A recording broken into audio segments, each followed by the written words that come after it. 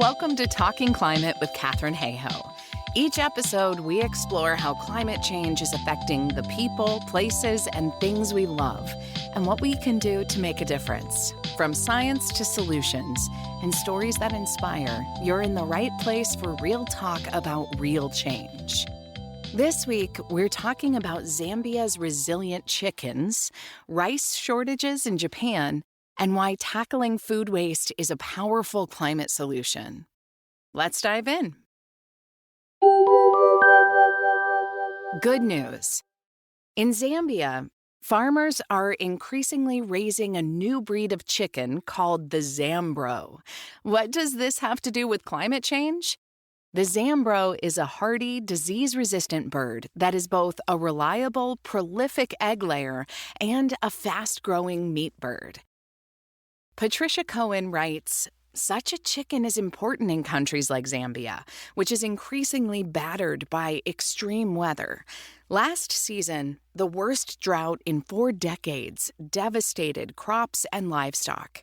Food shortages in rural areas were rampant in a country that already had one of the highest rates of malnutrition and stunted children in sub-Saharan Africa."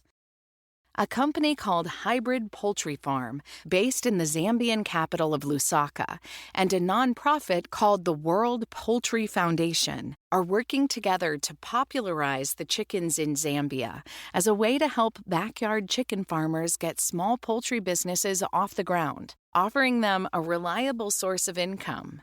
The Zambro also requires less food and water than other breeds, an excellent protein choice for a warming world. Not so good news.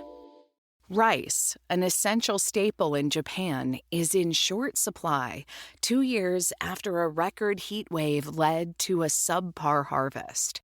An 11-pound bag still costs more than double what it did last year, although prices just fell for the first time in 18 months last week.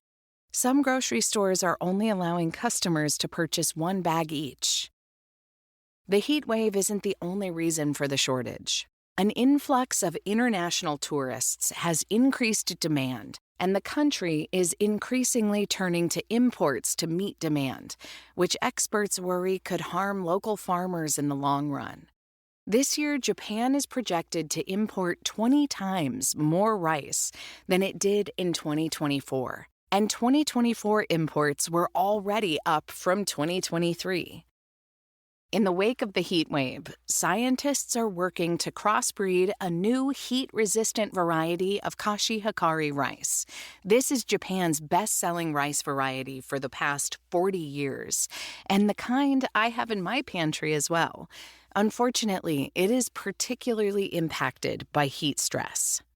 Rice crops in other Asian countries are also coming under stress from heat.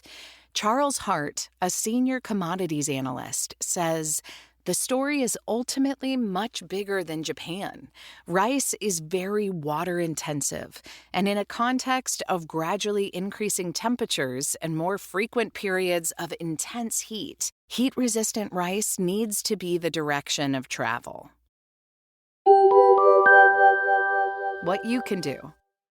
Worldwide, almost 40% of food is wasted. Nearly 2 billion people go hungry every year, yet we waste enough food to give each person at least 1 additional meal every day. In rich countries, the food is simply thrown out because it doesn't look perfect, it's past its due date, or we just don't want it. In poor countries, most food waste happens because it spoils before it can get to market or be eaten. Which is why inventions like the Sticks Fresh food preservation sticker that releases natural antimicrobial vapors to keep fruit and vegetables from spoiling for weeks are so important. And in both cases, when food decays, it produces methane, a powerful heat-trapping gas. Worldwide, if food waste were its own country, it would be the 3rd biggest emitter in the world. Everyone eats food, and so reducing your food waste is a climate action that's accessible to us all. Although many improvements are needed along the food chain, U.S.-based nonprofit ReFed identifies 4 key solutions everyone can engage in. Number 1, changing our behavior, including menu planning to make sure you eat the food you buy, understanding the difference between best buy versus use buy to avoid throwing out food that is still good, storing food properly so it doesn't go bad, and figuring out how to use leftovers. Number 2, managing our portion sizes. Did you know these have grown massively over the years? If you have too much food, save it for later and make sure you have storage on hand to make it easy. Number 3, knowing where to donate unused food, especially if you organize group events that often have leftovers. And number 4, using apps that help find food that is still good to eat but would otherwise go to waste. These apps are usually local, so I recommend searching for what's available where you live.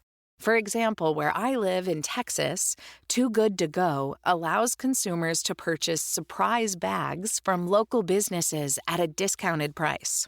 One local bakery near me was offering a surprise bag containing $18 worth of items for $6.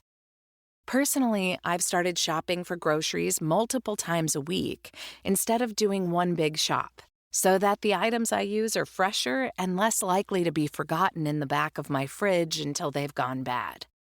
Whether you influence decisions at a restaurant, school, company, or at home, there are smart ways to cut food waste. And once again, the most powerful tool you have is your voice.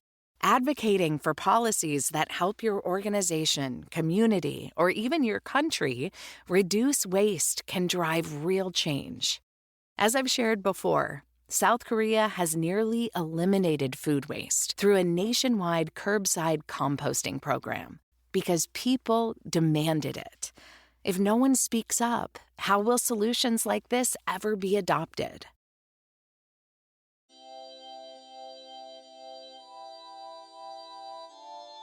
Thanks for listening to Talking Climate, narrated by Ann Cloud. For more resources, links, and actions you can take, check out the full newsletter at www.talkingclimate.ca. One conversation can open a door. Take what you've learned and talk climate this week.